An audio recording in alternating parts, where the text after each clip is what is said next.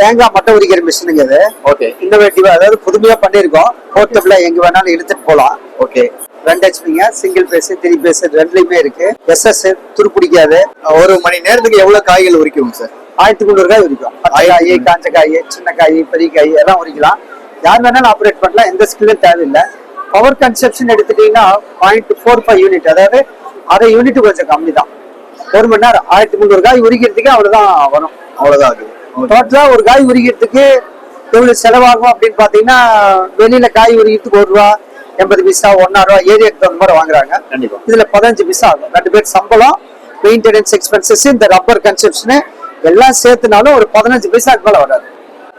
நம்ம மினிமமே இந்த குவான்டிட்டி உரிக்கிற மாதிரி தான் செஞ்சிருக்கிறோமா, இல்ல இதை விட அதிக குவான்டிட்டியில தேங்காய் உரிக்கிற மிஷின் செஞ்சிருக்கோம்? ஸ்டாண்டர்டுங்க, ஸ்டாண்டர்ட் தான். இந்த ஸ்பீட்ல வச்சா தான் அதுக்கு உண்டான அவுட்புட் உடையாம வருது, குவாலிட்டியா வருது. இதெல்லாம் எங்க கம்பெனி கோயம்புத்தூர் காலப்பட்டிங்க, ஏர்போர்ட்டுக்கு ஆப்போசிட் ஒரு 5 கிலோமீட்டர் தொலைவில் இருக்கு. நீங்க யாராவது வந்து ஓட்டி பார்க்கணும்னு நினைச்சா உங்க தோட்டத்தை காஞ்ச காய், பச்சை காய், சின்ன காய், பெரிய காய் எது வேணாலும் எடுத்துட்டு வந்து ஓட்டி பார்த்து உங்களுக்கு பிடிச்சிருந்தா வாங்கிட்டு போகலாம். வர பிப்ரவரி 10ஆம் தேதி இன்னும் அடுத்த மாடல் வரும். அது எக்ஸ்போர்ட் கோகனட் எல்லாம் அதுலயே நீங்க வந்து டிஎஸ்கிங் பண்ணிக்கலாம், ரொம்ப ஈஸியா. காஸ்ட் வைஸ் பார்த்தோம்னா எவ்வளவு வருதுங்க? 1.5 லட்சங்க. 1.5 லட்சம். நம்ம சென்ட்ரல் கவர்மெண்டோட அங்கீகாரம் இருக்கு.